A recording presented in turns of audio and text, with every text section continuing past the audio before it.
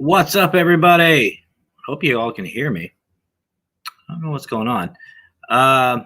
Sorry, I couldn't hear anything. Give me one moment. Okay,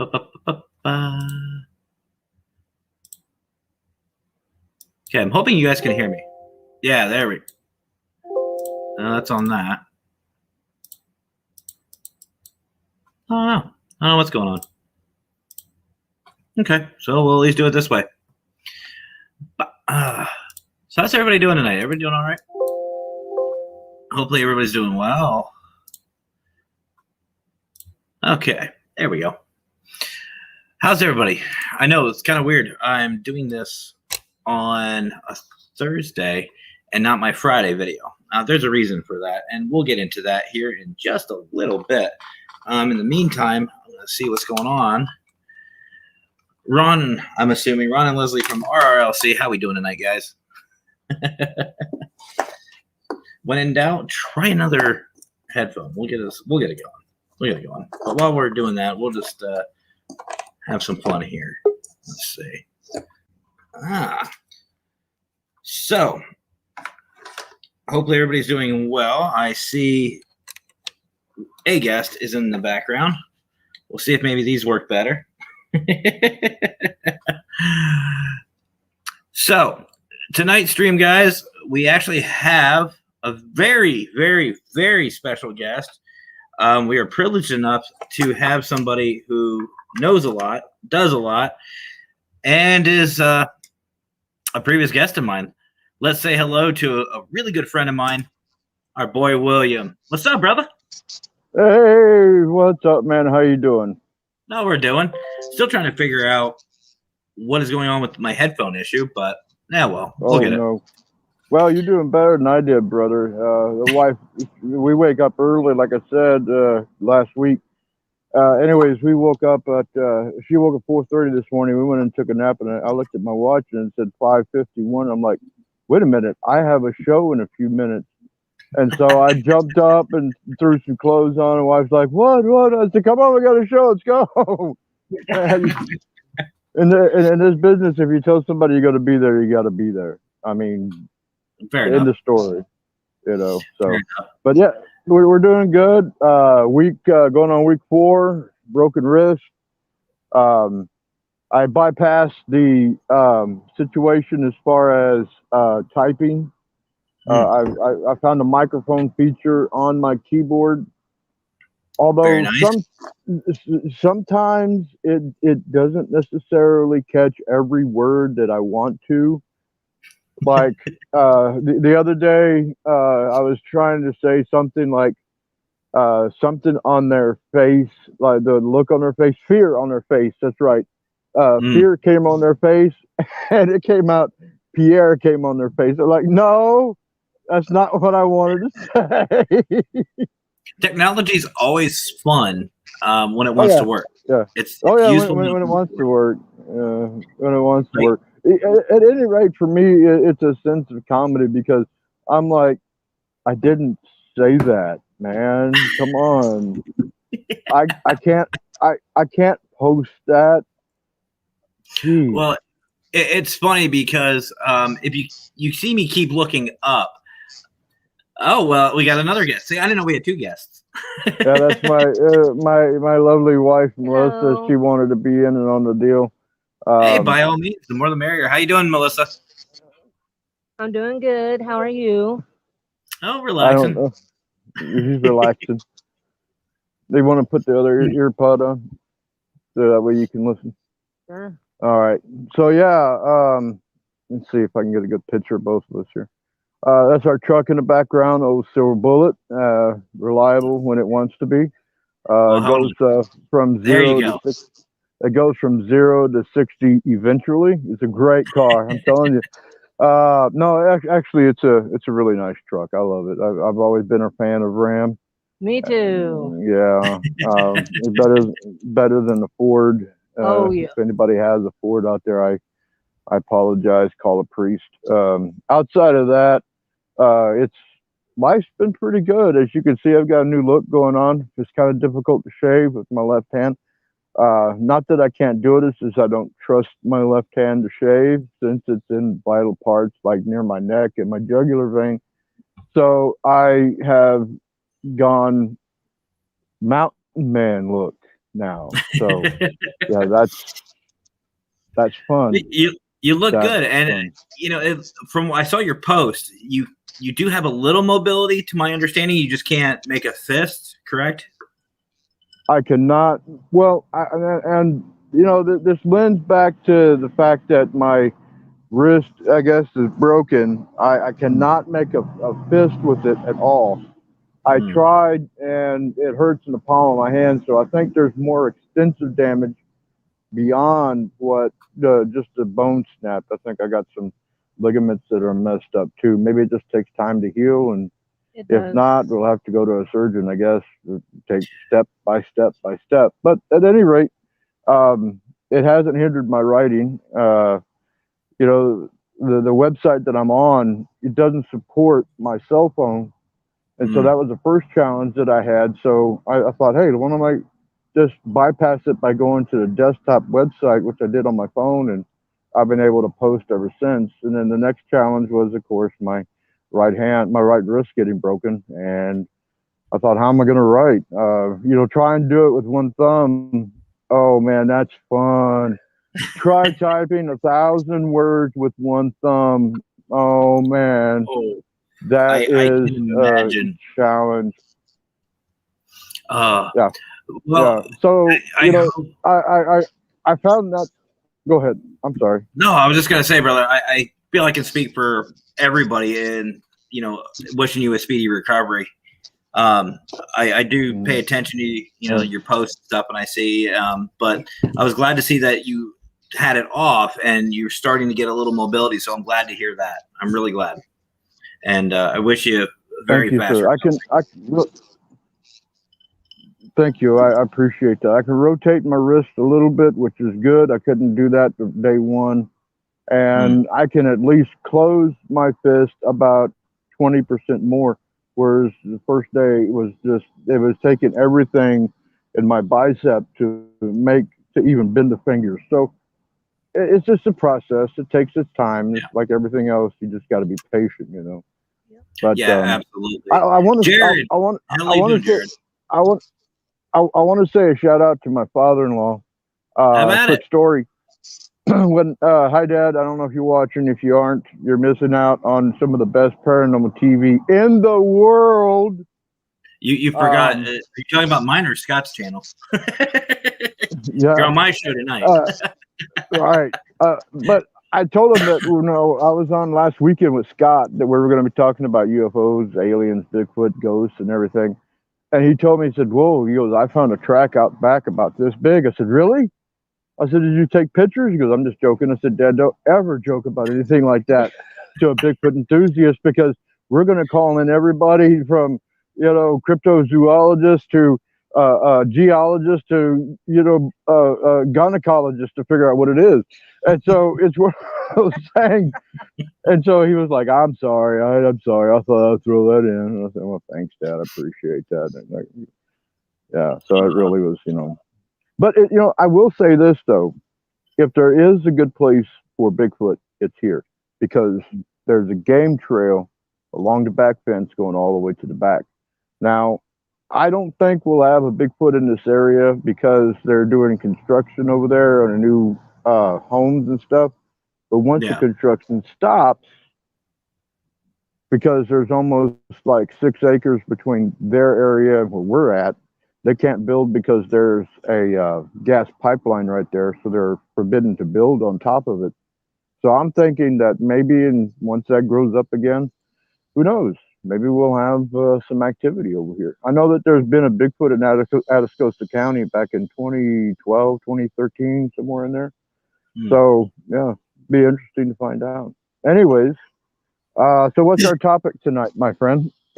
Oh, I don't know. Okay. As most of you probably have figured out by now, this guy is not Josh. Josh, he is with.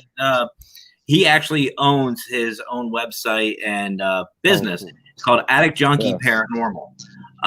They build custom equipment, which I Oh, have actually nice. ordered. I ordered from him. I saw his site. I found it. I Uh-huh. ordered a REM pod and a spirit box from him. It is the spirit box itself. Well, as you guys probably know, the spirit box, when you play through it, it has that the white noise that goes along with it, the as it goes. Yeah. This one is actually a very smooth transaction in between stations, and also hits hertz that most spirit boxes don't touch, like the 400 to 600 mark. So it's all custom built. And I was speaking with him, and he was supposed to be coming on tonight, but he actually is not feeling well.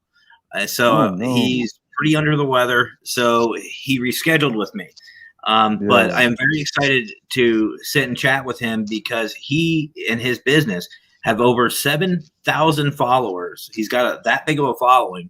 He goes to conventions. He does a lot of great things. And here's the best part, and this is why I want to show this man support. He does all of this stuff by himself, and he's done all of this in less than a year. He's only been in business for 5 months, and he has that type of following. So he's doing something right. That's impressive, my friend. Exactly. That is impressive. Yeah, especially the timeline. You know, he must be doing something right. Or, well, I mean, yeah. Let me just back that up. He's doing something right, and then on top of that, he must have quality stuff, because the only way that you're going to build that type of rapport in a year is to A, have quality, and B, know what you're doing. It's just that simple. Yeah. So, well, I'm telling you right now, from the first moment I saw his website, which, by the way, folks, he does not sponsor me. We have not talked about sponsorship or anything like that. I get no benefit to what I'm about to say or anything I've said about this guy. But I will say, I do see, when I see quality work, when I see reliable equipment, when I see good prices, I jump on it. And that's what I found in this, in Addict Junkie Paranormal. I mean, not to throw out numbers, but I bought a mini REM pod that is all custom built. A mini REM pod, which, for those of you who don't know, picks up on vibration. It's just a tiny little thing. And the spirit box for under $100, 2 pieces of equipment for under $100. You cannot find it. I'm sorry. Well, I mean, it's you can, but not to this quality, you know. So that's a good deal, you know, because you go on some websites I won't mention. When my wife and I first got into the paranormal, you know, 1 piece of equipment, $300-400. That's kind of ridiculous, you know. Even at Amazon, where I bought all my equipment at, it was at Amazon. One, just because it's for quote unquote ghost hunting, it's going to be 75% more, you know. Like, for example, okay, I bought 2 recorders. They're identical. One was just a regular voice recorder. One said a ghost hunting recorder. The ghost hunting recorder was like $39. The regular recorder was like $9.95. And it was the same exact product, made for the same exact manufacturer, put together by the same exact individual working in a sweatshop in China. And it was, like I said, it was exponentially more expensive because of the simple fact that it said, quote unquote, ghost hunting. So you got to be really careful out there. You know, that's the one thing that both my wife and I, and I'll show her again. I think our video has frozen on us over here. But anyways, what I was going to say. You're good on our end. My wife and I, when we got into the paranormal, we said, let's go and let's just buy stuff that's not expensive to do our job. You know, let's do what we can and try to find evidence with just run-of-the-mill type stuff. So we went to pawn shops and we went to discount stores and bought cameras and stuff like that. Now, I will admit, there is a thing to be said that the picture quality on a $600 camera is going to be better than a $19.95 camera. But the one thing that we did prove is that, you know what, you could still capture evidence with a cheap camera than you can with an expensive camera. Was that a bless you? I'm sorry. I'm going inside. She find something, or did something find her? Yeah, something was flying on and around her. Hold on just a second while I put this other mic in. Technical and other kind of difficulties here going on. You got to remember we're in God's country here, and God loves cockroaches. Apparently. Oh, and they're nasty down there. I was in Wichita, Kansas, or Texas, Kansas, and Wichita Falls for a while, and some of those roaches. Whoo, yeah, they're big. They're well, over here we can have roaches all the way up to about 3 inches long. I've actually seen them and killed them. So yeah, they're huge. I mean, we got the run of the mill German roaches, and we also got other things like that. But yeah, for the most part, they're big. The mosquitoes over here are pretty big too. Today they're not so bad because we haven't had rain in about close to a month now. But yeah, it's pretty bad out here. Everything's overgrown, but everything's green, and it's beautiful country out here. Well, before we continue, I want to apologize to everybody. My wife just delivered dinner to me, so I'm going to be snacking. I was going to eat when we're done, but do it, as you can see, man. Eat. This is kind of an informal thing, anyways. I'm gonna light a. If I get my wife back out here, I'm gonna light a cigarette so she can hold my phone. Hey, babe, it's gone. Oh, geez. All right, so I'll tell it while you're eating. I'll tell a ghost story. How's that sound? Have at it. All right, so let's see. I told Scott the one about the conversation with the ghost last week. Actually, if I can make a request, brother. I don't know who caught it, but I as you probably noticed, I was watching your guys' stream. What I want to hear is the ghost of that female. That conversation with the ghost that you had. I think my stream would love hearing about it. Okay. If you don't mind. I don't mind at all. My wife's coming out here with the all-purpose tool, the fly swatter. So that way, if we see that giant, whatever it was, again, she can dispose of it. So if you hear her, I just want to talk to America and the world. If you hear my wife scream again, I'm not pinching her or hitting her. It was a roach. Okay. Getting back to, you mind holding this for me? Right there. There you go. See, I'm disabled. I have a request, honey, for a ghost story. So I'm going to tell a ghost story. While Matt's eating, I'm going to smoke a cigarette. We're going to do a ventriloquist thing. Here, hold on. For any future guests, this shows how professional I am on my show. That's right. That's right. Boy, I'll tell you what, the best of the best right there, man. Or at least 7 minutes. And Jared, you're starting a new job on Monday. Congratulations. Glad to hear it. Yeah, awesome. Okay. So the request was to hear the story about the ghost that I wrote. That I spoke to, the young lady in the story, Conversation with the Ghost. Okay. So it's kind of a backstory on that for a moment. In 1968, February the 8th of 1968, Walter Emmerich checked into the Sheraton Gunter Hotel with a blonde-haired woman. For about a week, the report is that every once in a while she would go jogging, and then one particular morning, which I think was the 7th, they didn't see her for like 24 hours. The cleaning lady went into the room when he didn't answer, because she knocked on the door, of course, and she went in, The bed was covered with blood. Emmerich was covered in blood. There was a trail of blood leading from the bed to the bathroom, and there was a pool of blood in the bathtub. Of course, she freaks out, but before she does, Emmerich puts his bloody finger up to his bloody mouth and says, like that. She screams, and he goes out the window. Now, fast forward to 2013. So about a week before, I had heard of a story about that. I've heard a story in regards to that. I didn't know the full and complete legend. Sorry. Hey. I didn't know the full and complete legend. While we're doing this, we're also checking for creepy crawlies.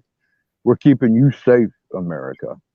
I'm sorry. While we were doing, while I was researching the story, which was rather extensive at the time, and you have to understand, you got to do something at 2 or 3 o'clock in the morning when you're working security and there's absolutely nothing going on. So what do? You read, and so I read the whole story on my phone. Well, it was my turn to do the rover, and so I did the rover, and we had to go stand out front and wait for the trash dumpster to come and pick it up. And so that's what I did. Anyhow, this woman appears out of nowhere about 3:30, close to 4 o'clock in the morning. She comes up to me, and it's not unusual to see people. It is unusual to see joggers that early, but it's not unusual to see people jogging in the morning. Mm-hmm. And I'm like, the normal niceties. Good morning. How are you enjoying the weather? Now, the weather was perfect for a ghost story. It was cold, but it wasn't cold. If you were in Texas, you understand.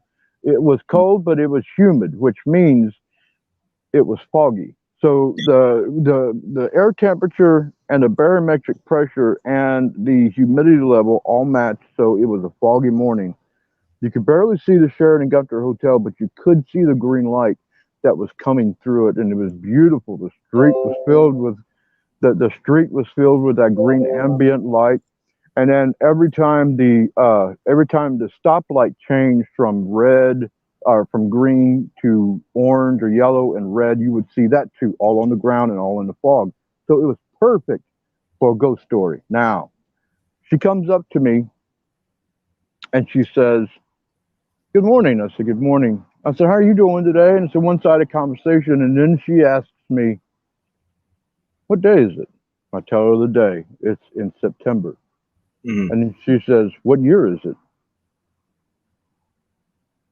I told her it's 2013. And then she asked me the big one, "Where did he leave me?" And I told her, I tried to look her straight in the eyes, but she wouldn't. She was just staring straight ahead. She wouldn't make eye contact. She didn't even acknowledge I was there. She was just talking at this point. And I looked at her and I said, "Honey, I didn't hurt you. I don't know who hurt you, but you don't have to stay stuck here on this plane." And right before I said, "You can move on," she goes, "I got to go." She interrupted my words. She said, "I got to go," and she ran. Now, Scott, my end froze, but your end is still going. I went like this. I mean, that is less than a millisecond, and there was nobody to my right. She was gone. I went around the building. I went around all in between the pillars that we have out front, everything. There was nobody there. She was gone. Huh. So I stand outside waiting for the dumpster guy. Finally came. We talked. I didn't tell him about what happened. But in the back of my mind, I held all these things. And about I said an hour later, but it was more closer to about 7 o'clock in the morning, about 5:55. The sun at that time of year is starting to come up. And everybody is moving around. There was people walking over at the Sheraton Gunter Hotel. And there was this woman that was jogging. Same woman. She was running in between people, and she almost even bumped into one guy. And the one thing I noticed that was really kind of weird is that nobody acknowledged that she was running. Nobody acknowledged that she was running. The woman that she almost bumped into didn't acknowledge that she was running. The man who was in a business suit didn't acknowledge she was running. And when she pulled clear of everybody else, I realized why. She had no legs. It was just a torso. Then slowly she began to disintegrate. A puff of smoke came and she disintegrated into the puff of smoke and then just absorbed into the sidewalk and it was gone. I would say it probably happened a grand total of 10 seconds. And this that's is the same female that you spoke with. This is the woman that I spoke of, the blonde-haired woman, yes. Now, let's put the cherry on top. About 6 months later, I started investigating. And I was able to get a hold of some information on Google that I didn't find previously. And there was a picture of a woman. Guess who it was? Same one. Same exact one. Same haircut. And it was a black and white photograph that she had on the same jogger suit. Now, the one thing about the jogger suit that really kind of stuck in my head that something wasn't right, Matt, is that it looked like something that was out of the 1950s, 1960s, 1970s, right around the turn of the time where people were really serious about jogging when jogging equipment first started coming out. Yeah. It was light baby blue and it had a darker blue stripe down the side. The joggers were the same color, baby blue with a dark blue stripe. The shoes looked like something from the 1970s, but or 60s. But here's the thing: everything looked as if it was in a time capsule, like it was brand new off the rack.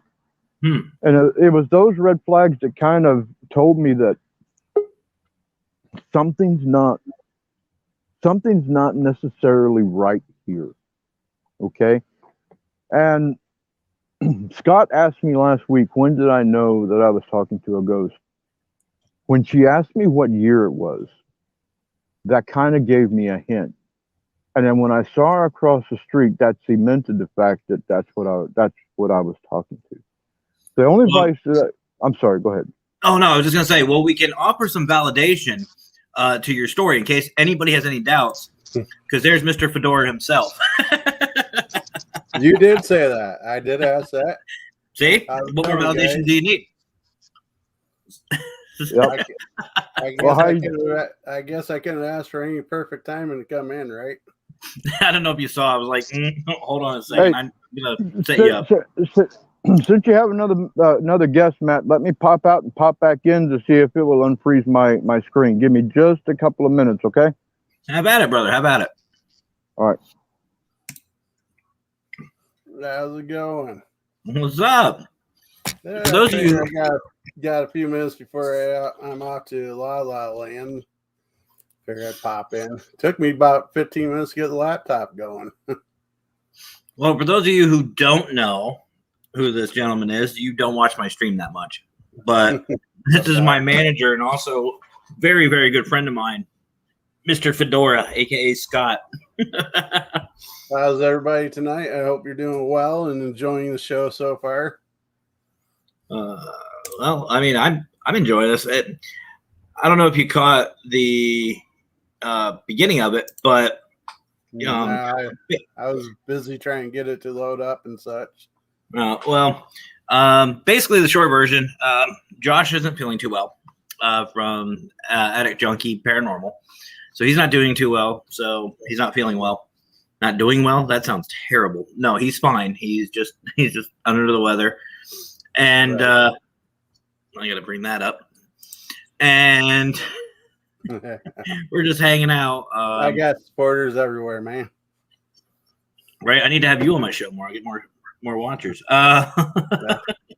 Or if you didn't notice the mass exit, yeah, that word. Notice everybody leaving. And then I had my dinner delivered to me. Mackenzie brought me down. Yeah, brought me down food. And threatened me. You should. I was about to say, if you ordered it out, you should have put the delivery person on camera. Hey, welcome to Matt's live show where we ambush drivers. Scott's a brick sweater. Yeah. All right, Welcome there we are. There we are. I just had to refresh my. It's all good. Mr. It's all Fedora, good. how are you? I am tired, but I'm doing okay. And yourself? Awesome.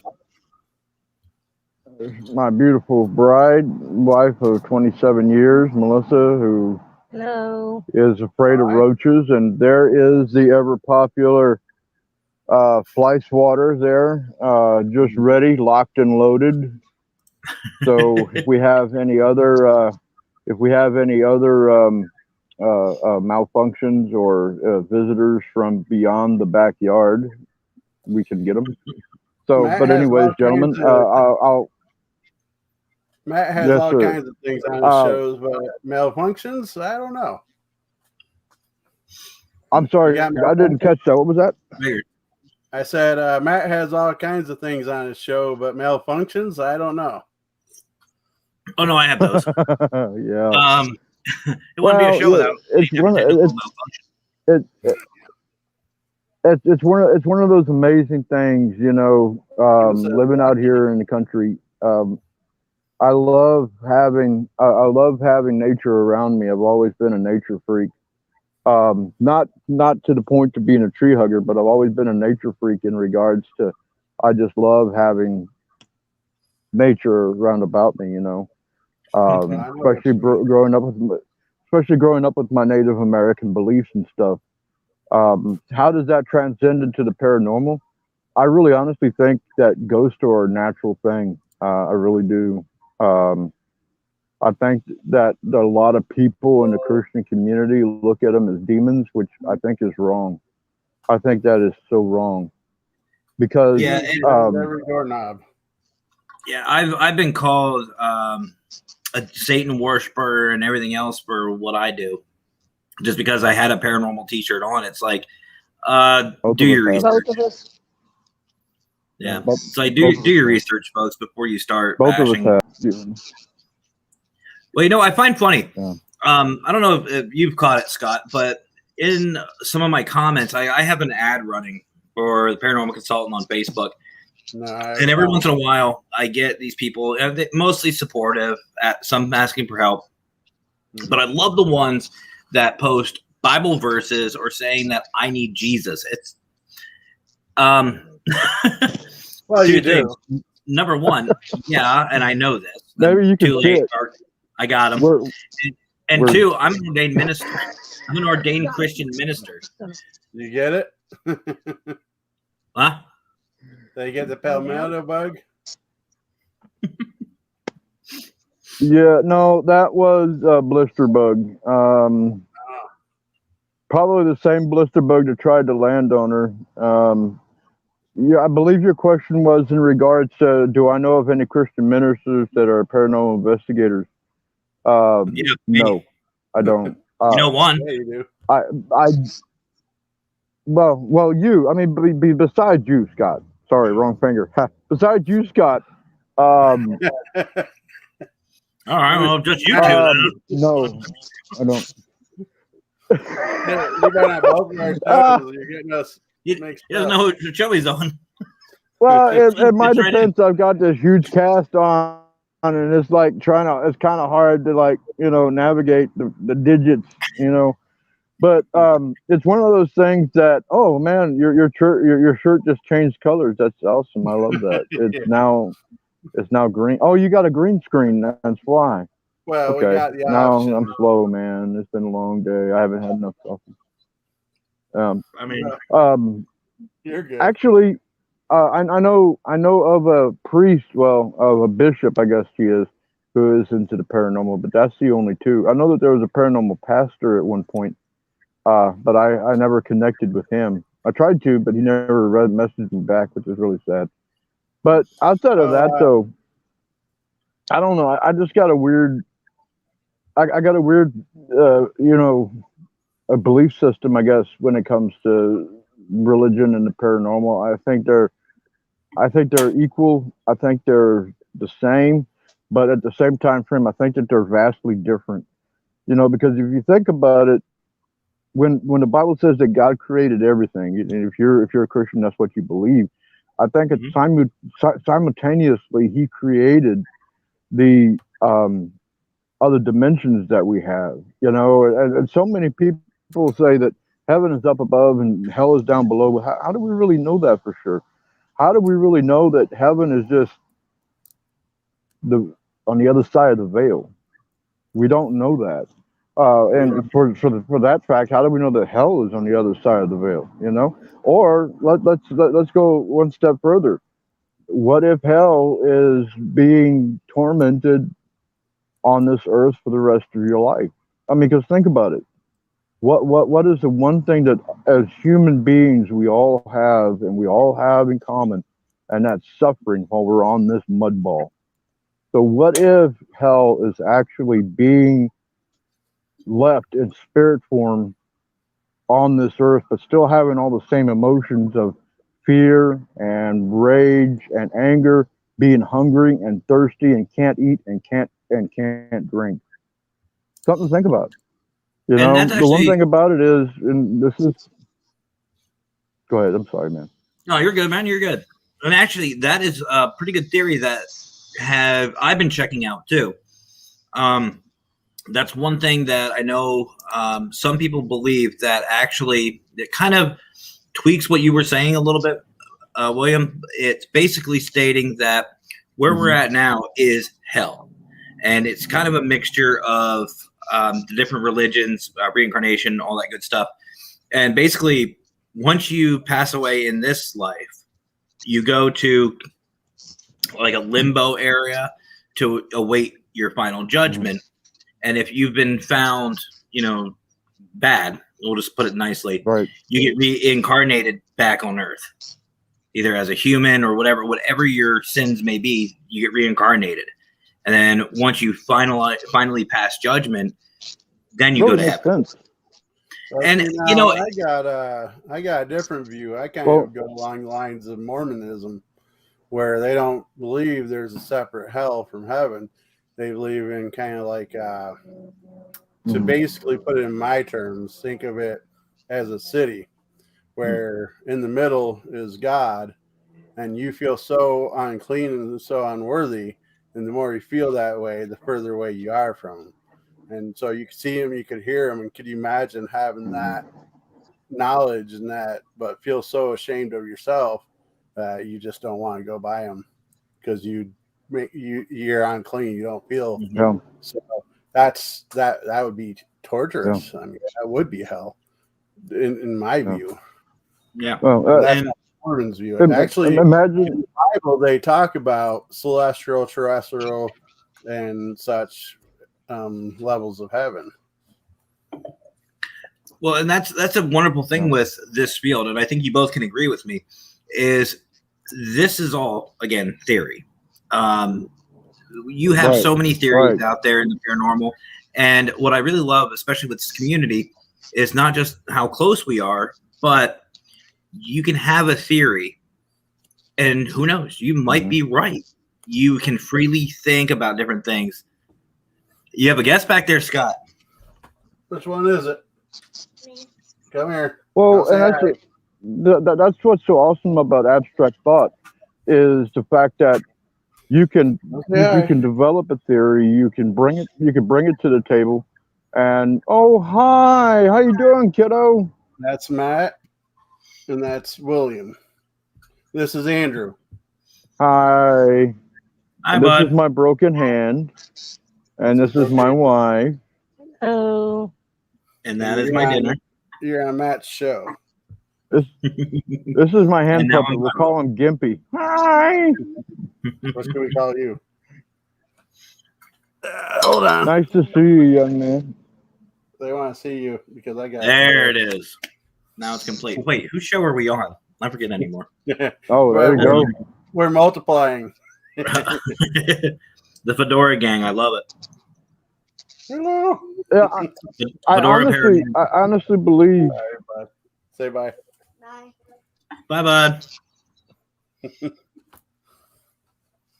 We have visitors tonight. I honestly believe kids are the most innocent of creatures on God's earth. You know, I equate kids to animals. You know, and how a So child have has you been childlike around my faith. kids? Well, I mean, what I mean by that is that the innocentness of him. I mean, you know, like Melissa and I, we had a little dog. His name was Charlie, and he was the most innocent thing in the world. When he passed away, it was a huge void in our life. We never had children. However, but it's one of those things that children are innocent, and they're born innocent, and it's the influences of this world, either the heartbreaks that they have or growing up in the wrong family, that just, I guess you could say, contaminates them. You know, and it's our job to do what we can to try to take that contamination and throw it out and say, you know what, live by the golden rule. You know, do unto others as you would have them do unto you. If it's not yours, don't take it, and don't lie. You know, that's one thing I was always taught. I hate liars, especially when people lie to me about something, because it ultimately doesn't pay. You know, and that's another thing about this field. You're a Christian, I'm a Christian. You know, why? What would we have to gain by lying about our experiences? Because eventually somebody will just find out, right? And so, what would you have to gain from it? And I think that's why when you're doing investigations, and now there's a difference between lying and not knowing the difference, right? But if it's not evidence, don't make it evidence, right? Yeah. Don't put it out there for people to see. You know, that's why you have to go over everything, because ultimately there are 100 times more skeptics than there are believers, and you know, one mistake could ruin your career. Ultimately, I mean, I could name a couple of people that were on television and their career was ruined because of one stupid mistake. You know, so lying. What's his name from Ghost Hunters? Brian? Exactly what I was talking about. Yeah. Yeah. Him, and then another one, I can't remember his name off the top of my head. Ryan. So it doesn't make any sense, you know. Ryan something or other, wasn't his name? Are you talking with Paranormal State? Yeah. I believe so. That was another matter on its own. Yeah. I don't think it was just the evidence. He had a lot of health issues. But I actually want to take a time out, guys, and take a step back. Scott, this is more geared towards you, brother. Okay. But before you do, if you're getting any value of this video and you're enjoying the show, take a moment to click like and share, and show your support to our favorite paranormal consultant. Who's that? Mr.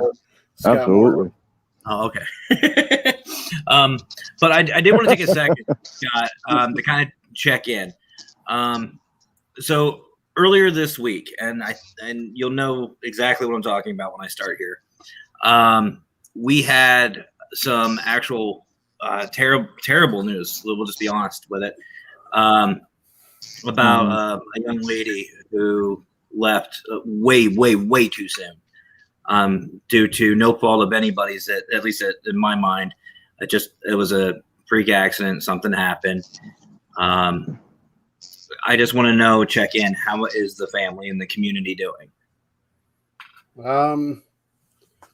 Everybody's still kind of in stunned silence, you know. Just kind of trying to process everything, and the community, of course, those with good intentions are surrounding the family and doing what they can to support them. And of course, you're always going to get the one or two bad actors, but for the most part, supportive and small community getting together to help out where they can. Yeah. But the family, I would assume emotionally is a wreck. But for physically, they're okay. They're doing all right. Yeah, I mean, they're not harming themselves or anything. Okay. Just you and me now. Well, while we're talking about that, folks, if you're not sure what I'm talking about, please go back to not my last video, the video before this.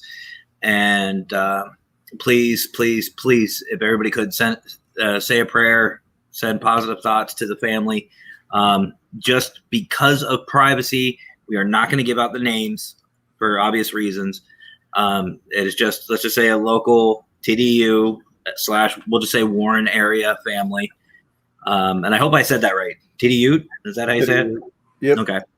It's just a local family that just needs some love and comfort from the community. So if everybody could just take a quick moment and just say a silent prayer and send some positive thoughts their way.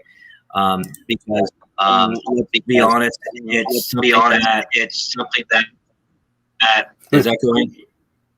Echo. Is echoing. Absolutely. Absolutely. You know, when I first heard the news in regards to that situation, that is it's just horrible, you know. And our prayers and thoughts for the young lady as well as also her family, because you know it's tragedy. It really is. I couldn't imagine. You know, I couldn't imagine. It's not something that you get over easily. You know, No. we recently lost my brother-in-law, and he was 53 years old, 57. And you know, my mother and father-in-law still haven't quite gotten over it yet. You know, so it's difficult. It really is. And well, I will say, prayers out to I will say, well, two things. Sorry, William, I didn't mean to cut you off, brother. First of all, I don't know why, but I'm echoing. Cut you off, brother. No. First of all, I don't know why, but I'm echoing. I'm echoing too. Yeah, I've noticed it. I'm echoing too, and thank you.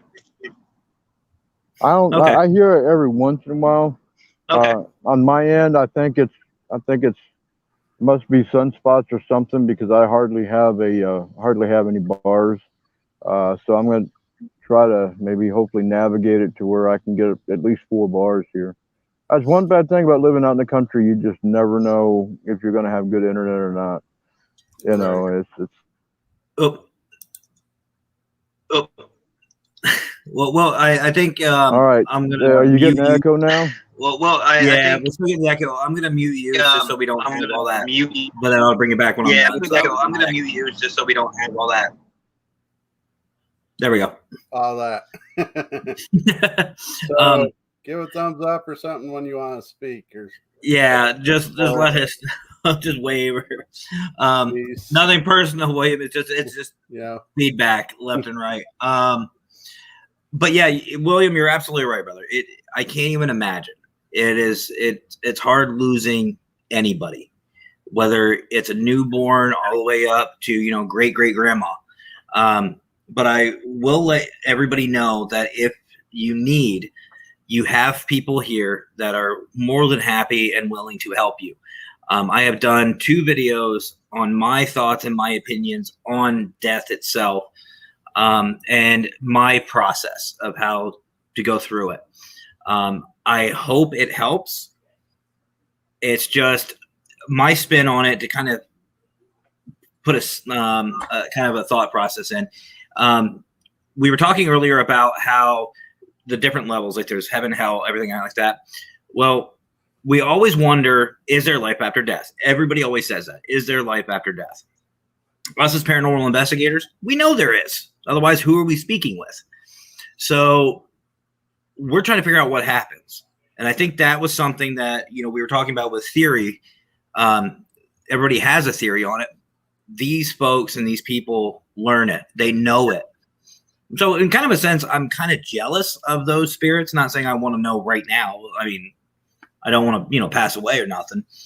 But I am jealous because they have that information, and I want to find out why. So with me personally, once I figured that out, I thought about it. Death kind of, it still stings, but it's less of a sting than what it was beforehand. Right. That's what I just said. I agree 100%. That's what I just said. I agree 100%. I wish I knew all the answers. Some of the things that I've found out or that I've learned about the paranormal, I've learned from either my great grandmother that, you know, would set me on her knee and told me, and she didn't even know that she was talking about that, because there was really nothing like that, I guess, at that time frame, or at least I didn't know about it. And the other thing is just kind of theorizing, you know, what is out there and finding out that other people have the same theory that I do. The only problem with that is, how do you know they're right and how do you know this person's right? Because this is really not a science, you know. So as theorists into this field, the best that we can do is hope that we can hit it as close to as close to the bullseye as possible. But I think we can all agree on one thing, and that is there's something beyond this life. You know, I was thinking about it the other day. When man first theorized in his head what happens when we die, you know, what was it when the cavemen were alive? Was it a little bit after that? Was it the next species of man that came along? Who was the first person to theorize that? The only way we can form an opinion on that is to look back in time and what they look back in the historical record or the archaeological record for the very first burials. Now, I don't know the numbers or the dates. I'm not going to pretend. I'm not going to throw anything out there. But I think that's when we first started realizing, hey, maybe there's something to it. And then look at all the different cultures. Look at the Egyptians, the Mayans, the Incans, in Mexico as well, the Aztecs. All of them had pyramids, and all of them had different methods and ways of burying their kings and their loved ones and whatever. Whether it was mummification or whether it was just sticking them in the ground. So everybody, mankind has for eons said to themselves, what's out there, what's beyond this existence right here. And the only way that you can, I guess, try to theorize it is if you read the Bible. But the Bible's not really for that. The Bible tells you how to get salvation. It tells you how to, you know, live your life in a moral life. But it really doesn't give you information when it comes to the paranormal. So the only thing you can rely on is either your own instincts, your own theories, or what is out there in literature. You know, I wish that there was a Christian author who would come along and write a book. But again, would he have any validation from the community? That would be the big question. You know, and would anybody take the time to read it? You know, that's another question. But anyways, that's my ramble.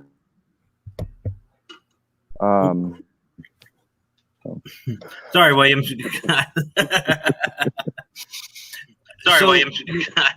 Okay. So let me ask you guys this. And as far as the Christian author is concerned, I do know there are some that have talked about the supernatural, the paranormal.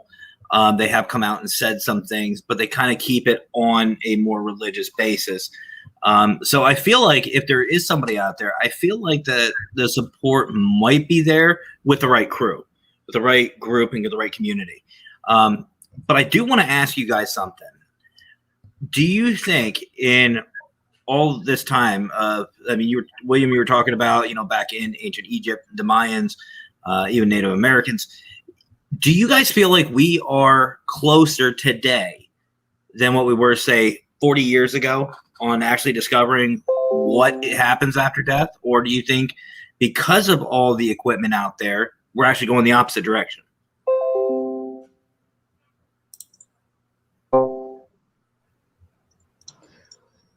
I think that because of modern technology, there have been some advancements. I think that we are closer to understanding what it is. But as far as like having a smoking gun, I think we're still stuck in the mud. And the reason why is because nobody can agree on anything. And there's so many different theories out there. I'm sorry? I was gonna say, and you speak of technology being new. It's not a lot of stuff we're using isn't really new. They were using a lot of this stuff back 100 years ago to communicate with the dead. So I don't know if we're any closer because we might have more lights and more of it, but it's still the same technology, radio and things like that. I agree. I agree with you on that point. I mean, that hasn't really changed. To be honest with you, I think there's really only one way you're going to actually know. I think there's only one way you're actually going to know, and that's when you die. Unfortunately, I really think that's when you're going to realize or this is what it's about. Or fortunately. Yeah. Hold on just a second, gentlemen. Sorry about that. More. Christy, we'll get to the background, huh? We'll get to the comments really quick. Christy, how we doing tonight? Let's see. Happy Thursday. Looking good, fellas. I don't know which video you're watching.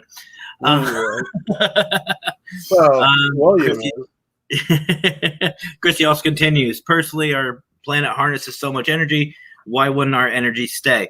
Absolutely. And again, that's another theory I've heard about. And we can do a video one of these days about paranormal theory and all different ones that we've heard about. And James is watching in the background. You creepy.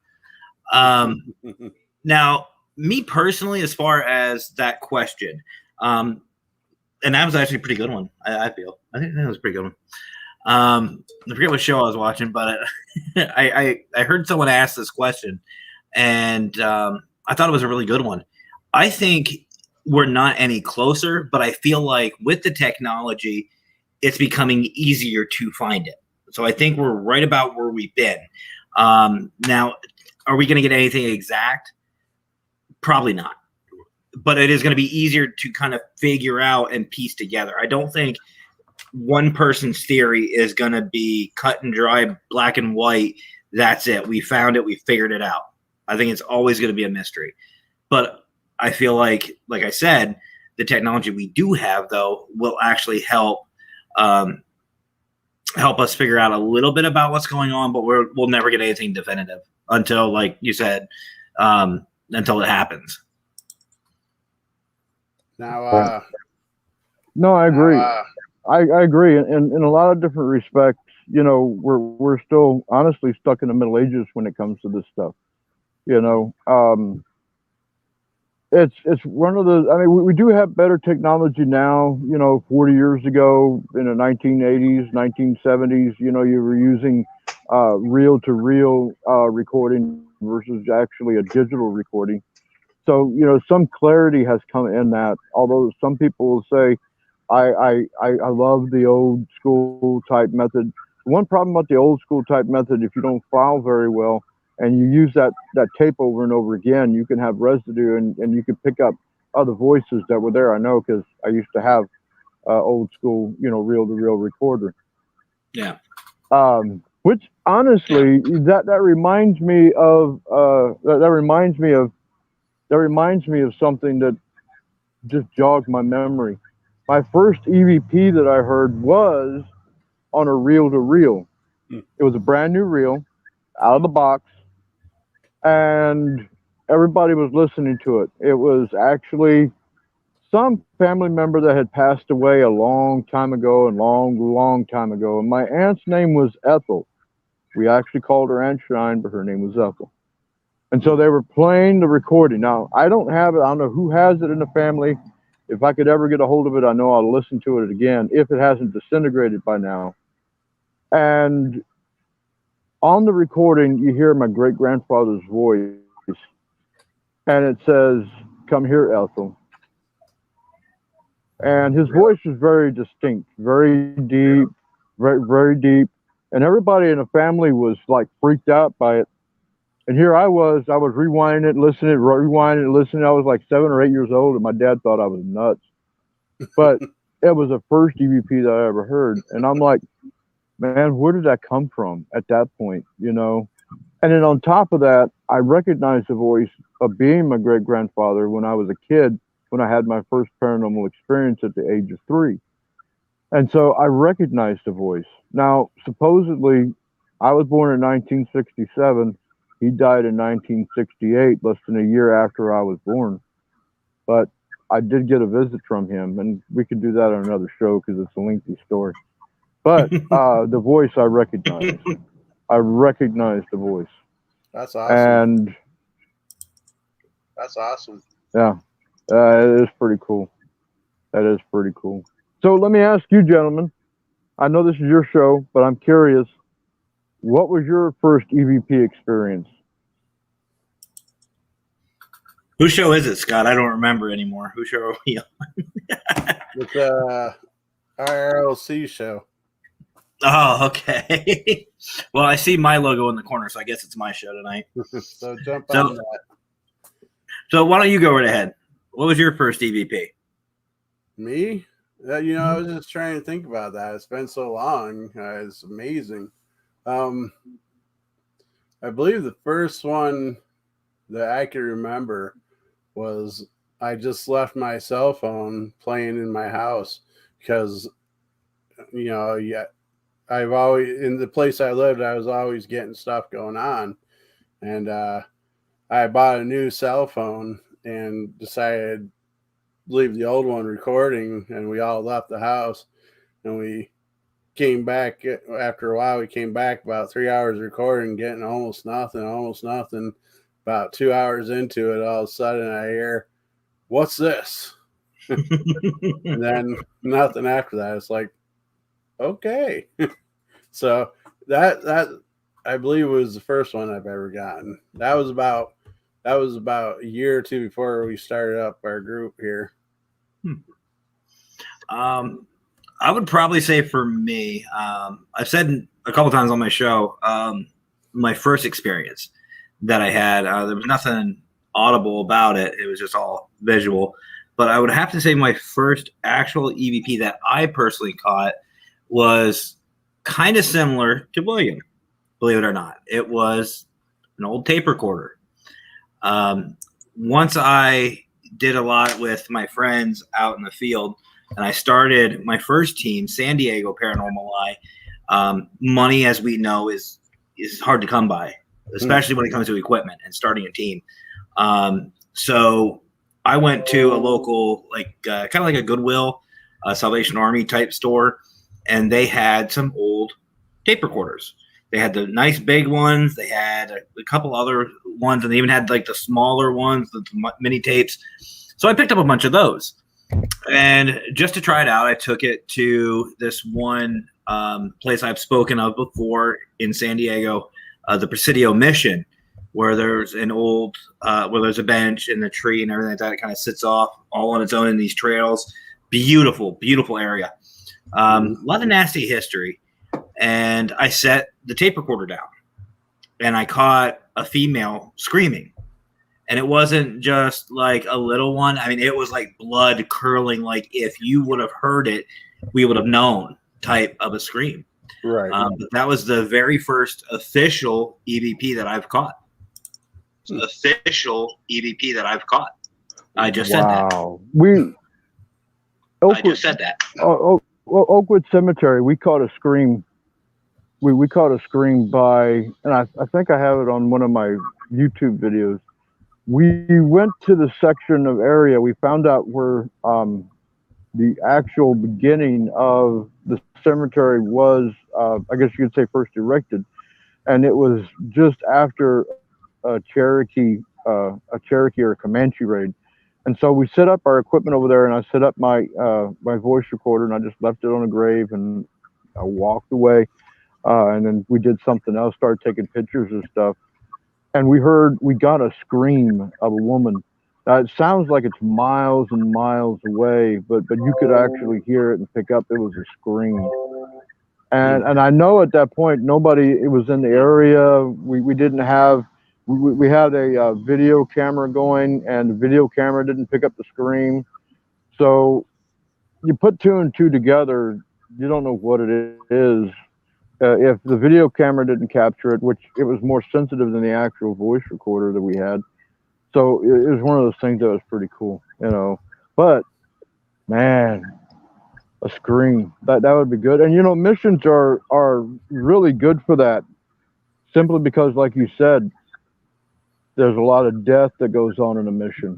You know, life and death everywhere. Well, Now, there was a situation where a recorder EVP actually, well, I shouldn't say it was an EVP, but it debunked what we thought we were hearing audibly. It actually, we captured what at the mall that we used to be here. Now it's a strip mall.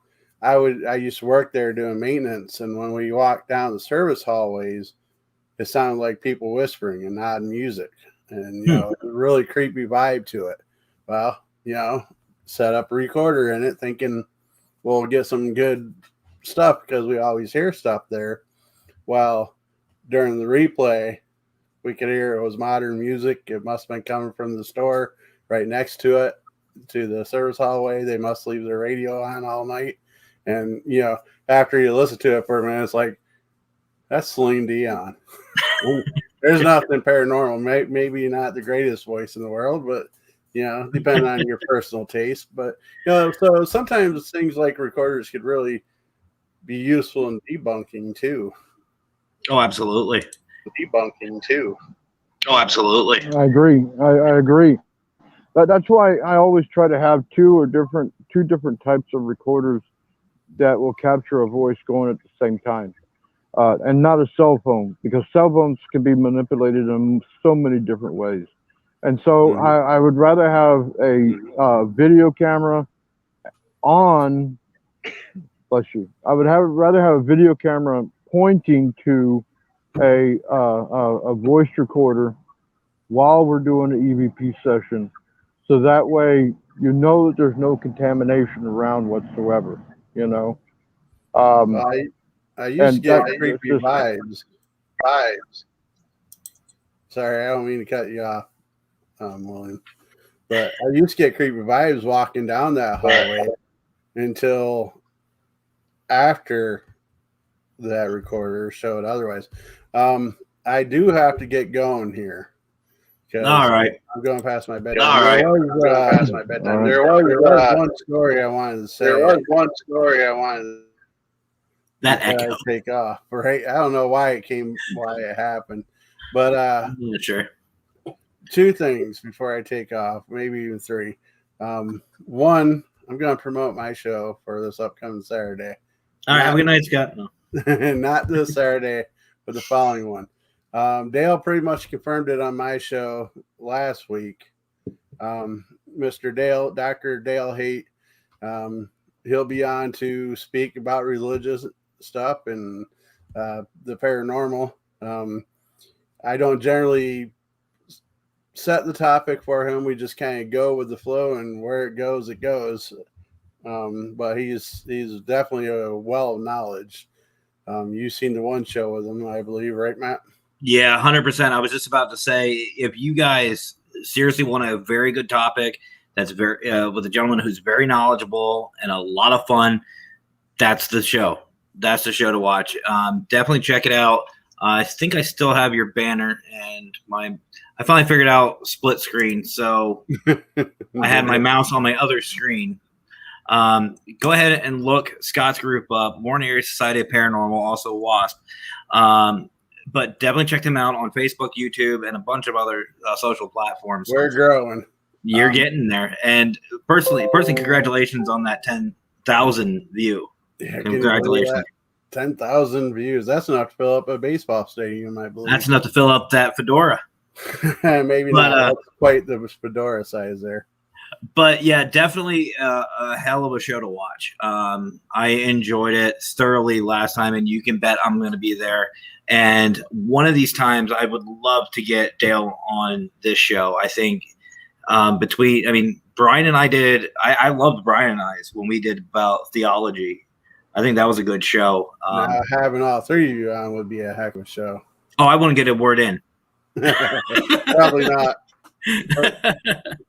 So the other thing I wanted to speak of before I take off, it shouldn't take me too long, was I seen, I don't have my glasses on. I believe that's Christy there that mentioned about the funeral and hospital and such. I don't know if there's any specific one. I think the most noticeable ones are the hospitals because they get the most attention.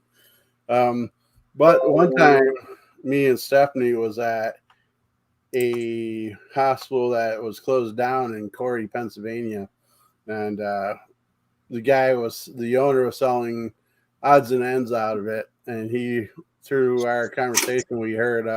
Excuse me for a second, guys. Sure.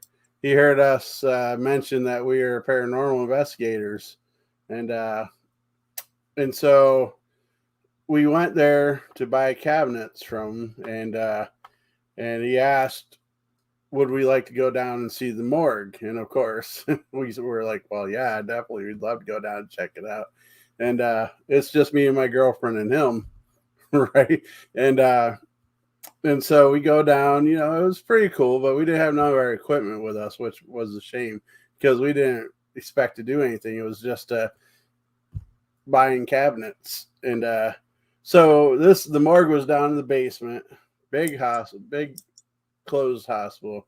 And as we were leaving, Matt just left. I don't know. As we were leaving, we were walking down the hallway to hit the stairs to go back up to the main level. And in this dark room, which ended up being like a boiler maintenance room, we're walking by. Nobody else is in the building. We're walking by, and a phone rings. Like an old desk phone just starts ringing. And this guy's eyes got big, the owner, and he looked like he was about ready to turn around and run. And he realized that he wasn't alone, so he kind of stopped. I'm like, you mind if I go and check this out? And he's like, if you want to. You better believe I did.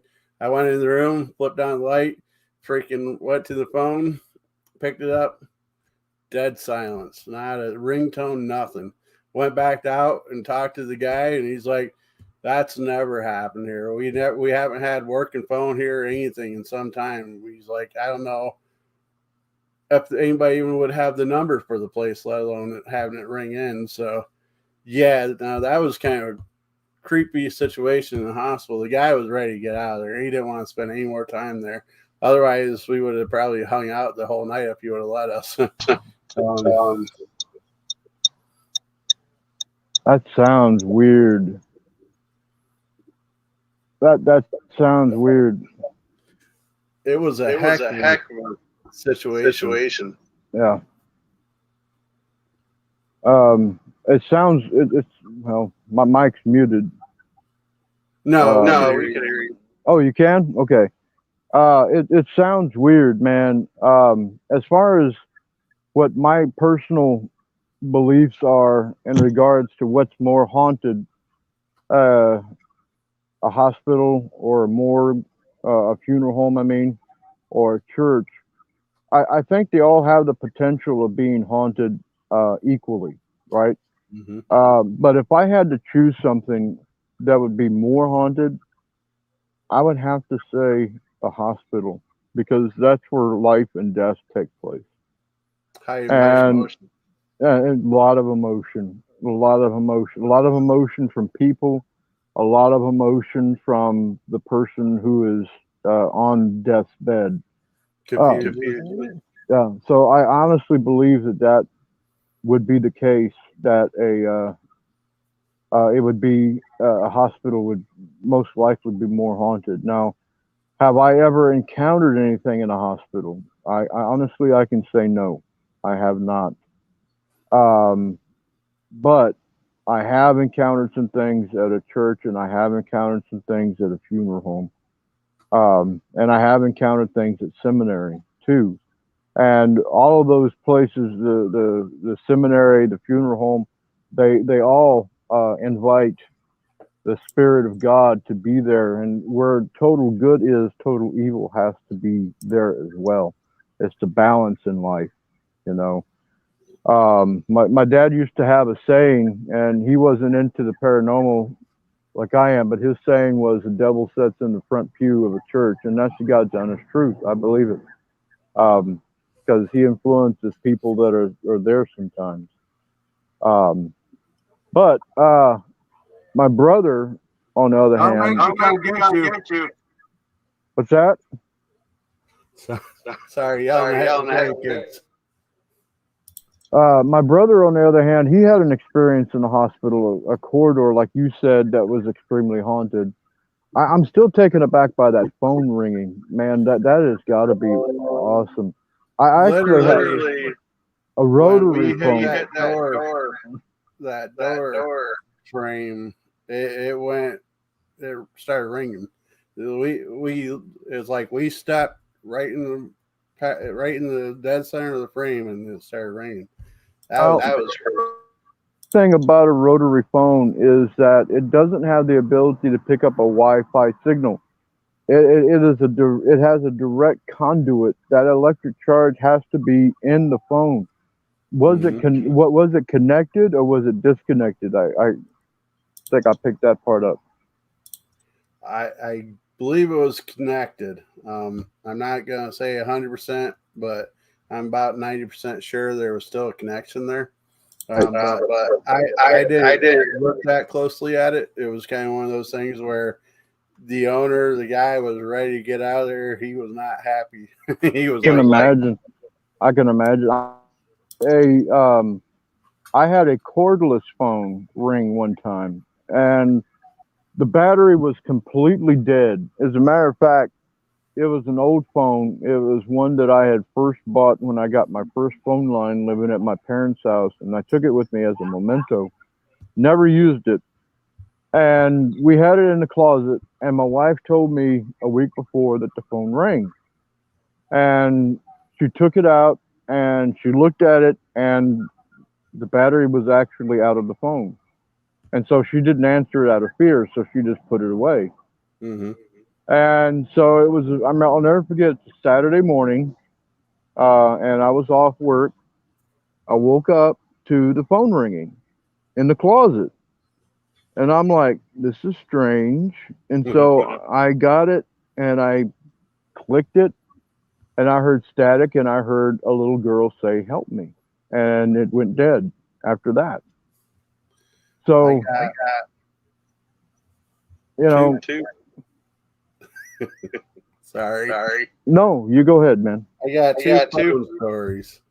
One goes back to when my kids were like toddlers. Like my youngest was in diapers, and my next two were just not far out of them. And it was a Saturday night, a couple friends over, and one of their toy phones kept going off. You know, the old touch buttons and rings and make noise, and it got so darn annoying that we were like, just take the batteries out of it. I opened up, no batteries. So yeah, that was probably my first original phone experience with anything weird. Because I know sometimes when the phone batteries are dying, toy batteries, it'll cause them to act up. But with no batteries, I mean, I don't know what to say about that. Yeah, I don't know either.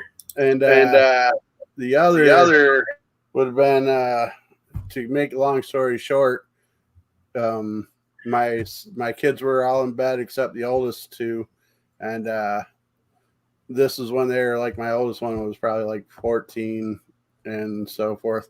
The younger ones were like 6, 7, and one of the youngest two were definitely in bed, supposed to be, and they're outside running around and call us on our home phone. Sounds just like them. And so to the point where it confused me, the voice sounded like him enough to where his mom was yelling at him, "Get in the house." We're sending the oldest kid to look around, trying to find him. The little snot kept laughing, saying, "I'm outside. I'm in the van." We had a van.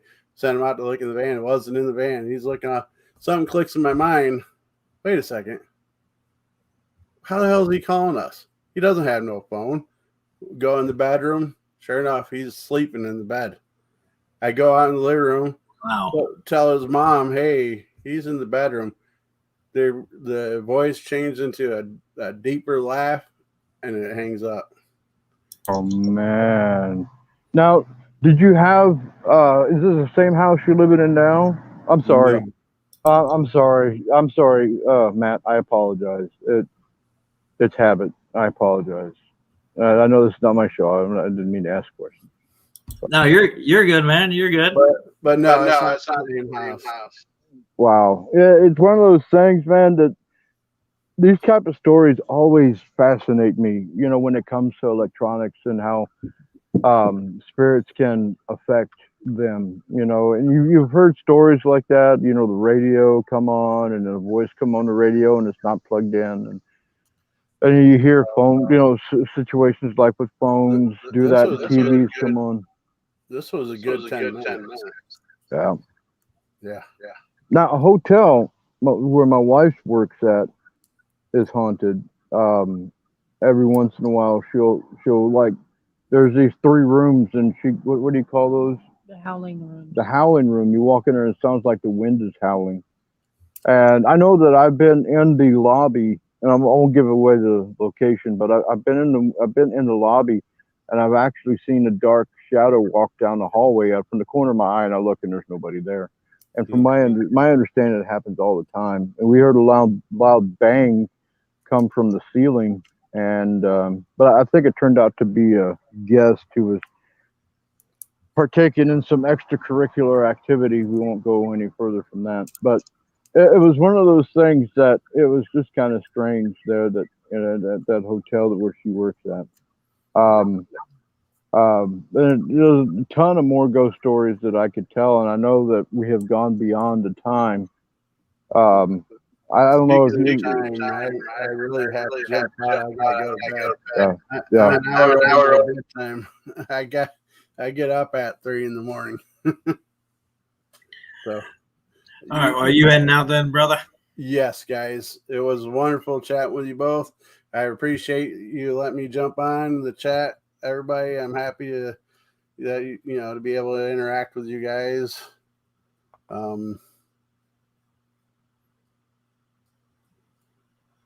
And You okay? Yeah, sorry, I was trying to read my glass. I don't have my glasses on, but I really appreciate you letting me jump on. Hey, anytime, brother. You know, we have all kinds of stories that probably could fill up another 2 hours if we really wanted to. Now, Guaranteed. I will say one of the most strangest places that I've gotten activity from is at the local mall. And a lot of your regular listeners have heard me speak of that. So that's the topic. Y'all talk about the most oddest place you found activity at. But guys, good night.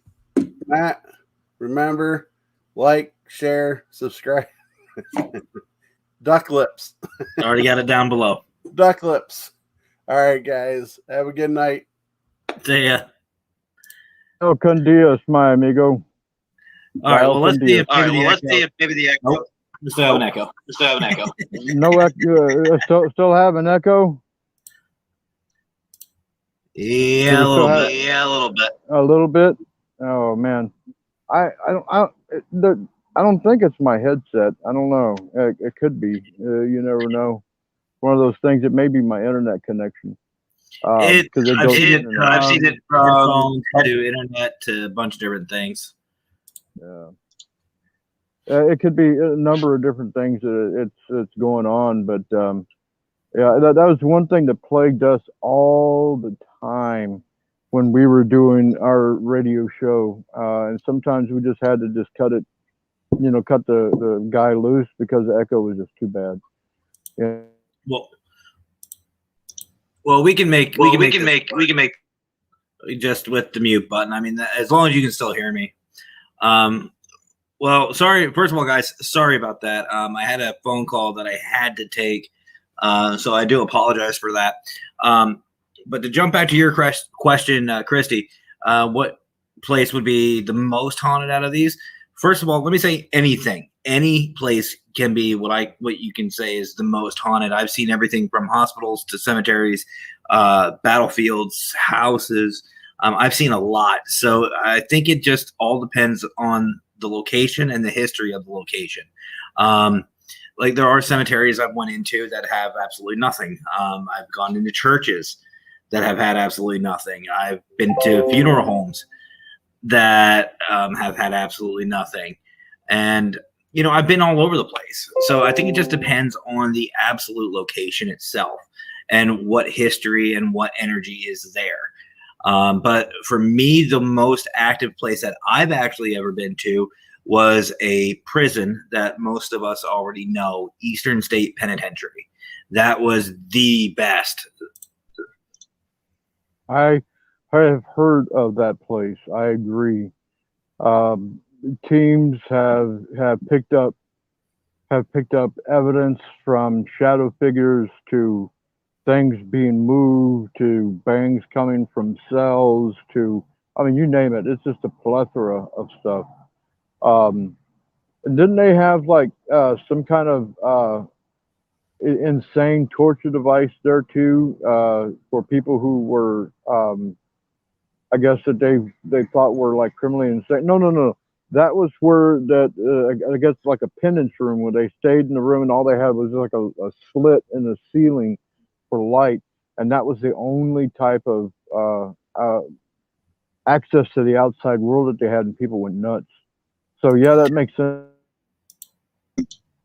Haunted. Well, I do know. I think what you're thinking of. Sorry, Scott messaged me. He says he's going to bed and he's still messaging me. I think that torture device thing you're talking about, William, is at Waverly Hill Sanatorium. I know they had a lot for the mentally insane, or what they claim to be insane. I know they did a lot of tortures there with electroshock therapy and a lot of other things. But Eastern State, I know, if I remember correctly, they had a what they call like solitary confinement.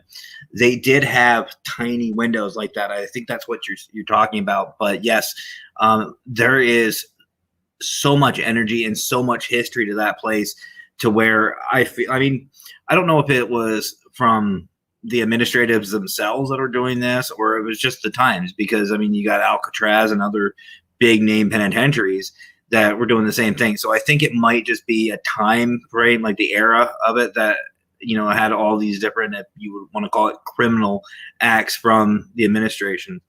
Right. No, I agree. And anywhere there is distress, anywhere there is death, anywhere there is complete and total like emotion, or where people are pushed to the brink, you're going to have some kind of activity. And it stands to reason Eastern State as well as also Alcatraz, because Alcatraz, I mean, there was no escape. You literally were in the middle of the ocean, and it was hell. When you talk to some of the inmates, not to mention going back to the Civil War, I believe it was, where it was actually a Civil War prison, and then you had the Native Americans who were there at one point. So it's got a lot of history, and that's the one thing. People say, well, if I tear down my house and build a new house, the activity will stop. Not necessarily. If something's attached to the land itself, you could build 100 houses there and you're still going to have activity. So it's a layered effect that there's this history on top of history on top of history on top of history there at a location. And the battlefield is a really good example. Gettysburg, the Alamo, Manassas battlefield, where my wife had her paranormal experience. So yeah, it stands to reason. Where there's death, battles, you're going to have experience. Go ahead. I'm sorry. Oh, no, you're good. I was just going to add with that too. And some people also forget too, and I ask this in all my client interviews, sometimes it's, like you said, the land, but it's also what you have in your house too. A lot of people don't realize that when you go to yard sales, secondhand stores, or even if you get gifted something from, grandma or whatever, you don't know what energy or entity might be attached to that item. We call those trigger objects. So that's why I always ask all my clients, do you go to like antique stores? Do you go to secondhand stores? Have you gotten anything recently? And sometimes you can see that jigsaw puzzle piece fitting in, because as they say, oh, well, 6 months ago, the activity just started acting up. Okay, well, what did you get? Or have you gone anything? Well, we went, to the antique store, or I got this from, my grandmother's house, and it's like you just see the light bulb, and it's amazing. And people forget about that, and I think some investigators forget about that too. Right, absolutely. We had a situation in our home. Oh God, several years back now, going on 6 or 7. We had went to an antique store and we bought several different antiques. One of them was a birthing chair. I don't know if you've ever heard of what a birthing chair is, but it's where the lady would set up and give birth to it, or in it. I'm sorry, not to it.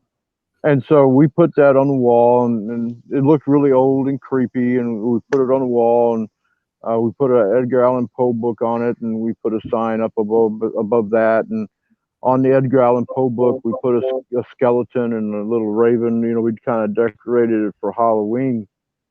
And in doing so, I think it kind of angered whatever was attached to it, because we started having paranormal activity in the home. It started with knocks.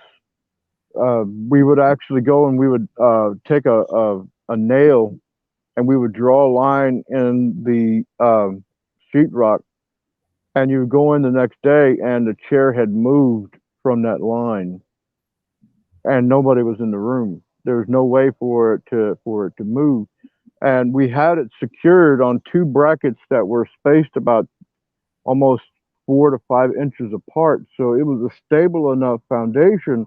It shouldn't have moved anyways. If it was just on a nail, yeah, I could see why it moved, but no, this was about 4 inches apart. Well, after it started moving, it started banging,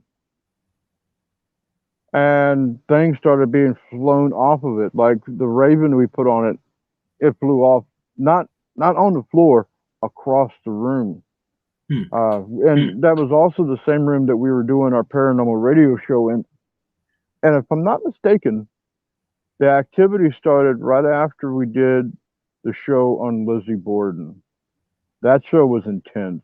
It really was. It was about almost a 3-hour show. And the reason why we did 3 hours, because it turned into an EVP session, because we kept having entities contacting us through the line, and a lot of shows say that they have that a lot. But anyways, getting back to the story. So it erupted, I guess you could say, or climaxed would be a better word. It climaxed when I saw a black figure go in front of our bar and turn and went back into the room. It looked like she was wearing like a dress like you would wear like in a funeral or something. And after that, a black orb flew through the apartment, hit our door to our wash area where we had our washer and dryer, and it hit the ground. Now, when it hit the door, it sounded like somebody threw a plate up against the door, and it sounded like a hubcap hit the floor in the kitchen. And it was all cement because we were on the bottom floor. I remember the little dog at the time that we had. He went in there, and he sniffed where the plate had fallen, or I'm sorry, where this thing had fallen. And immediately he jumped back, looked up. He was growling, and all the hair stood up on the back of his back. And I went in there to look, and of course, there was nobody standing there. So something startled him. So what we ended up doing is we just ended up throwing a chair away, because my wife was getting freaked out because she couldn't go into that room anymore. The dogs wouldn't go into that room anymore. I was the only idiot who went into that room. And so finally I just said, okay, I'll get rid of it. And so I did. But I've never really had any problems around stuff like that. I didn't, because I guess because my grandmother always told me, as long as you have Jesus right here, nothing can hurt you. And I've always #1 in my life. No, 100%. I'm like that too. There's very few places that I will actually like back away from. if it's dark and creepy, you know, I mean, I don't know if you caught any of my phasmophobia, but let's go. You know, I mean, I'm not against going to dark places, dealing with anything that, like any part of a home or business or area that has a lot of activity. I'm not afraid of running into it. It's like, let's go. But I think there are some parts of the paranormal field that some people do forget about. And antiques or secondhand items is something that I think a lot of teams forget about. They forget about asking their clients, you know, have you picked up something? And if it's a yes, then I can guarantee you it's probably close to the time when the activity started. So, well, anyway, William, brother, man, it's been an hour and a half. I think we're good. I think we're good for this week. Even though I usually don't have a time frame, but I do have to get up early for work tomorrow. It's kind of like Scott. So, thank you for coming on. So, Sure. Thank you for coming on.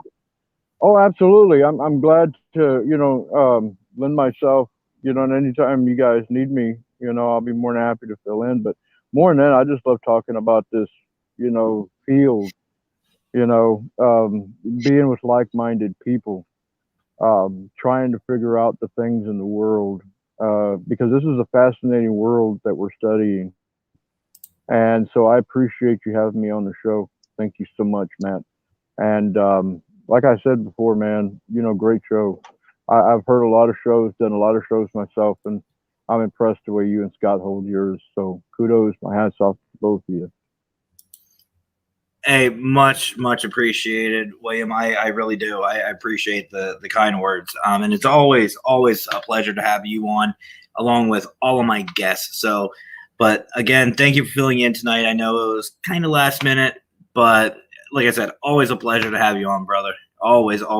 And it's always nice to have a published author. So if you guys want to check out more of William, look him up on Facebook and YouTube, Dead Creek Paranormal. You guys, I mean, great individual, very knowledgeable, and I'm actually serious. He is a published author. Yeah, just look him up. He's a riot. He's a great guy. I love having him on. So, William, you and your wife have yourselves a great rest of your evening, and get in before you guys get eaten up like last Saturday. I'll be nice and not torture you by staying out in the mosquitoes, unlike Scott. Scott left you out to get bitten up. I won't do that to you. It's okay. I appreciate that, brother. And listen, everybody know it is out there. You yourself, Vio Cadiz, go with God. Love you guys. God bless. Have a great night. You too. Well, guys, that was William and Melissa. Like I said, always a pleasure. Always a lot of fun to have William on. We had Scott on tonight. Was not expecting that. Love having Scott on. My manager, he likes to think he's got control of me. Good luck. But anyway, guys, great show. Really great show. I really enjoyed these guys. I love having these guys on. But like Scott said, if you like these videos, you like the videos, you like what I got going on here, just like it says below, hit the like button, give me a follow on Facebook, YouTube, all that good stuff. So you don't miss anything, because there are going to be more videos. There are going to be more fun and exciting things, which leads me to my other thing. One of my newest things I have right now, if I can find it, my website. I have a brand new website, ghostlyconsultant.com. You can find all of my social media on there, and all the links to them. So go ahead and tell me what you think. I want to know. I want to know what you guys think of the website. So please let me know by commenting below or commenting on any of the videos. And let me know. Let me know what you guys want to hear, what you guys want to see. Give me some ideas for the next couple videos. So before I leave, though, I do want to reiterate a couple of things. First of all, tonight was the night I told WASP. I warned them that I wanted to get an answer about coming on my show. They asked for an extension. I'll give it to them. I'll be nice. But we still want WASP to get here, get on the show. I want to hassle them. Maybe we can even get the elusive Lee on. But Dr. Scott, because here's the thing. I was challenged, if you guys remember, I was challenged to do a peach ice cream and ketchup challenge. I was all ready for it. I wanted to do it, but I was asked for an extension. I don't know. I don't know what they do up in Warren, but I'm a man of my word. But I was asked to do an extension, so I will give them. What do you guys think? 2 weeks? Let's do 2 weeks. Give them 2 weeks. And also in 2 weeks, I'll be seeing them, so I'll get an answer face to face. Yes, that is not amped tonight, but so we'll give it 2 weeks. Give it 2 weeks. See what they say. Whatever. But I do have a challenge for all of my paranormal friends and family. William, I know you're still in the back. I can see you backstage. You're included on all this, brother. I have a challenge for all of my friends and family and all my investigators and all the paranormal community. If you are live for the month of October, I think we should all wear something spooky, scary. Let's be festive this year. I found a vest with pumpkins on it. I found a skeleton out. I got a couple things I'm going to be rocking all month long. Every video you will see in October, I will be wearing something spooky, scary. Let's get everybody involved in this. So let's have some fun for the month of October. Let's celebrate not just the fall season, but our season. We are the paranormal. This is our season. Let's shine. Let's do it right. So one last thing before I leave, though, guys. Again, let's take a moment to send out some positive thoughts and some prayers to this family that, let's be honest, like we said, it had a very, very, very traumatic experience this past week. I know my heart and feelings do go out to this family. They, I just can't imagine. I mean, I can't imagine the pain that they're going through. And I can't imagine the suffering. So if everybody could please, again, take a moment to say a quick prayer for healing and some support for this family, and send some positive thoughts their way. So I wish there was more I personally could do for this family, but it's a tough situation. But let's all take some time this week, and anytime you get a chance to send some positive thoughts their way. So, but as for me, guys, I think the time has come. Again, I will not be doing a video tomorrow. Hello. I have a personal thing I'm going to tomorrow night with my brother-in-law. His engagement party is tomorrow night. I can't wait. I'm going to have some fun with him after work. The following week, I'm not sure what we're going to have. I'm hoping Josh will be better. We'll get him on. Again, from Addict Junkie Paranormal. I hope he will be well enough to come on my show next week. If he is not, it still will be a Friday night. And then in, I think, 2 weeks, right around the time where the deadline is for WASP, I might do a Thursday video. I have a client investigation Saturday night, so I might take Friday to just prepare for that. I'm not quite sure, or I have it Friday night, September 10th. I have the investigation, so we'll see what's going on, what will happen. But regardless, but stay tuned, guys. If you want to know more about the schedule, Facebook usually has it. Facebook has my schedule. You can find me on Facebook by just looking me up, Paranormal Consultant. I will show you that really quick before we leave. Real quick. Here we go. Right there. You can find me on Paranormal Consultant on Facebook, and all my videos, including tonight's video, is posted. Give me a like, follow, subscribe, all that good stuff. We are almost there to the 300 mark. So thank you guys so much for all the new likes. Right there it is. 283. Let's see if we can get 300, guys. Want to know more about the schedule? Facebook usually has it. Facebook has my... I just said that.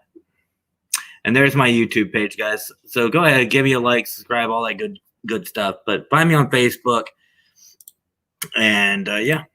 So other than that, guys, I'm gonna get out of here. I'm gonna get out of here. So yeah. Don't mind me. It's been a very long day. So thank you again, Scott and William, for joining me this evening. It was a lot of fun. Always a pleasure talking with those two individuals. So you guys have yourselves a great rest of your week. Tomorrow's Friday. I almost said it's Friday. Tomorrow's Friday. You guys are almost to the weekend. You almost made it. So we'll see you guys all next week. Let's say we'll do Phasmophobia Wednesday night, 7:00. So be ready and have some fun. So you guys have yourselves a great rest of your day. Have yourselves a great rest of your week and have a great weekend. And we'll see you on next week on Wednesday. Have fun, stay safe, and you guys know the rest. As always, happy hauntings.